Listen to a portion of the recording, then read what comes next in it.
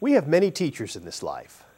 There are formal settings in which prepared lessons are taught, but there is also the kind of teaching that occurs within families, in which the lessons of heritage and faith solidify ethnic and religious identity. In the church, the ancient writings of the Bible and the traditions of the faith are passed on in the preaching and teaching and practice of the sacraments.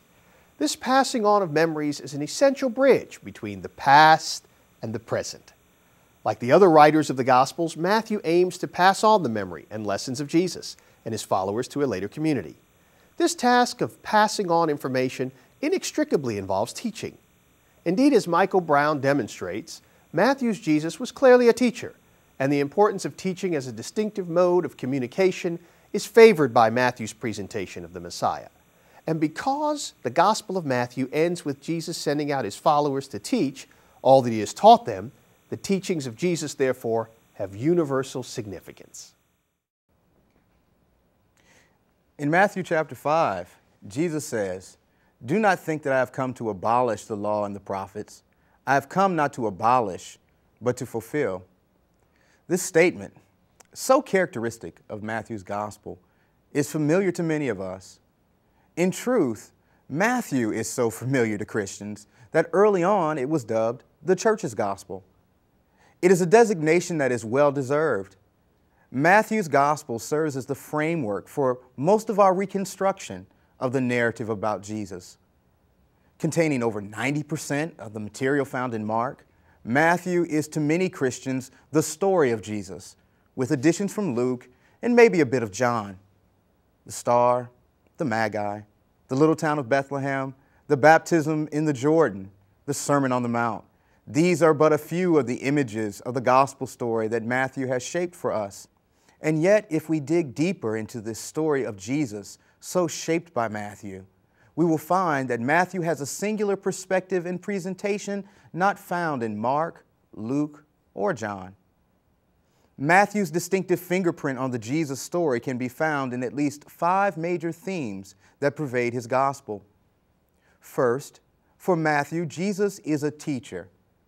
It is easy not to notice the degree to which Matthew emphasizes Jesus' teaching, but it is found throughout the gospel, even at the end. In chapter 28, for example, on a mountain in Galilee, Jesus tells his disciples to continue his mission. "Go, therefore, and make disciples of all nations, baptizing them in the name of the Father and of the Son and of the Holy Spirit, and teaching them to obey everything I have commanded you. And remember, I am with you always, to the end of the age." Notice that the emphasis in the Great Commission is on teaching and not preaching. This is characteristic of Matthew. Even the Sermon on the Mount is a teaching moment more than it is a preaching event. Matthew presents a Jesus who is preeminently a teacher. Second, Matthew places less emphasis on miracles than do the other Gospels. Again, this is distinctive of Matthew's telling of the Jesus story. Compared to the Gospels of Mark, Luke, and John, Matthew places almost all the miracle stories in chapters 8 and 9 and shortens many of them. Matthew seems reluctant to endorse miracles and miracle workers outright. In fact, unlike the other Gospels, Matthew uses the miracle stories to introduce questions about the nature of discipleship. Following several brief accounts of Jesus' healing miracles, Matthew describes Jesus looking at the condition of the people with compassion. Then Jesus turns to his disciples and says, "The harvest is plentiful, but the laborers are few. Therefore, ask the Lord of the harvest to send out laborers into his harvest." This leads directly into the commissioning of his disciples in chapter 10. For Matthew, Jesus' miracles are not nearly as important as Jesus' mission. Third, Matthew has a strong Jewish orientation, stronger than that found in most of the other Gospels. Matthew makes it clear that Jesus is the Jewish Messiah sent by the Jewish God in fulfillment of the Jewish scriptures, who advocates adherence to the Jewish law. More than any other gospel, Matthew makes clear that the context for Jesus' ministry was Judaism. Fourth, Matthew places emphasis on what might be called superabundant righteousness. In the Sermon on the Mount, Jesus says, "For I tell you, unless your righteousness exceeds that of the scribes and Pharisees, you will never enter the kingdom of heaven." Again, because Matthew is careful to place his story within the context of Judaism, he makes his points of comparison thoroughly Jewish. What is more, Matthew says that a disciple's righteousness, by which he means the words and deeds that proceed from faith, must be better, greater, more effective than those whom many would consider to be righteous. This is a radical understanding of discipleship. Contrary to what we might assume, Matthew does not say that the law is too difficult to fulfill. Rather, he says we can do even better than the law requires. Finally, embedded in Matthew's gospel is a constant tension between the universal and the particular. It is not always clear in a casual reading of the gospel how Matthew sees the relationship between the local mission of Jesus or the disciples and the universal mission that the gospel envisions in the Great Commission. According to Matthew, the gospel's universal mission is found and cultivated in our concern for those immediate issues in our particular contexts. Then the king will say to those at his right hand, "Come, you that are blessed by my Father, inherit the kingdom prepared for you from the foundation of the world. For I was hungry, and you gave me food. I was thirsty, and you gave me something to drink. I was a stranger, and you welcomed me. I was naked, and you gave me clothing. I was sick, and you took care of me. I was in prison, and you visited me."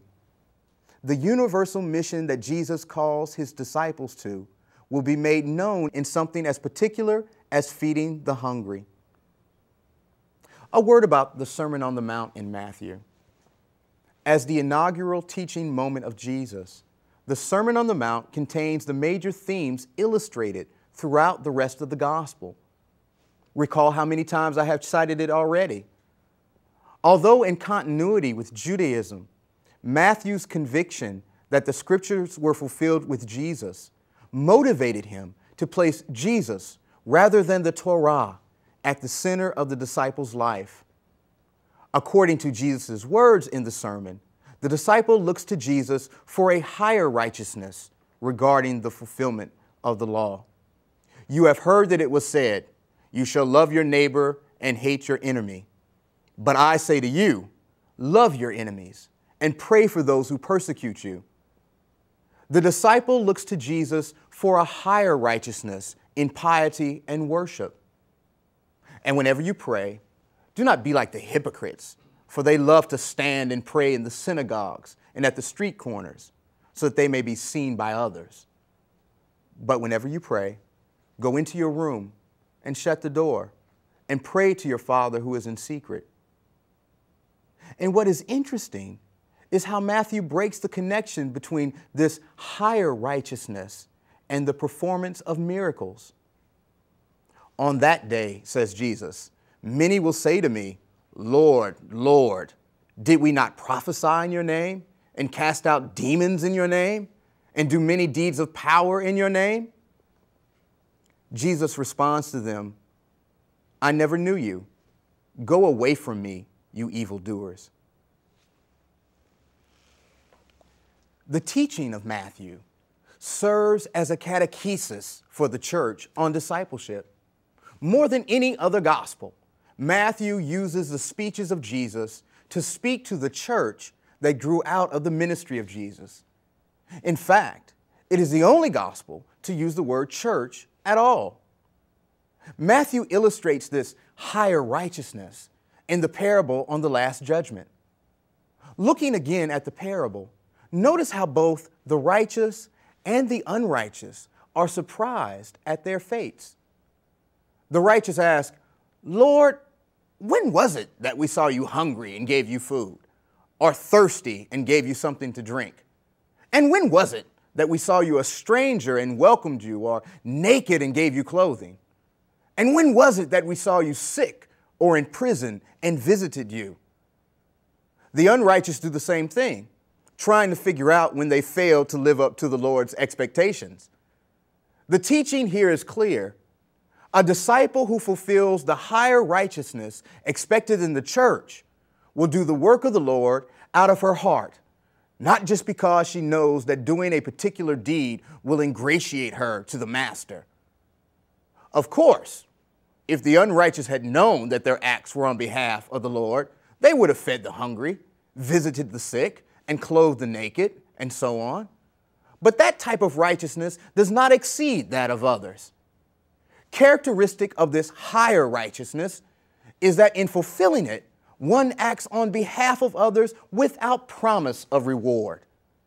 This is a radical teaching calling for radical discipleship.